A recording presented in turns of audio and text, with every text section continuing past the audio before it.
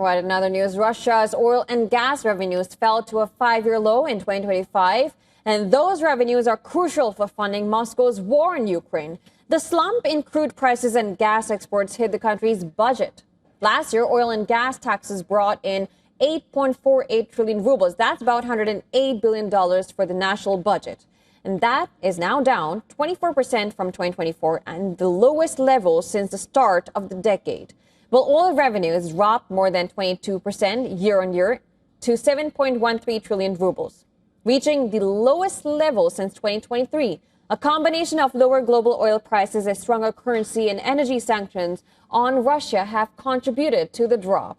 The average price of rubles was $57.65 a barrel in 2025, a 15% drop from a year earlier, since U.S. sanctions on top Russian oil producers in November. The discount of euros to the Brent crude widened to about $27 a barrel.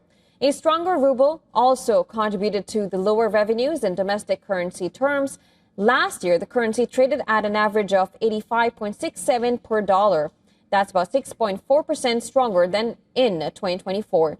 Russia is among the top 3 global oil producer and home to the world's largest gas reserves.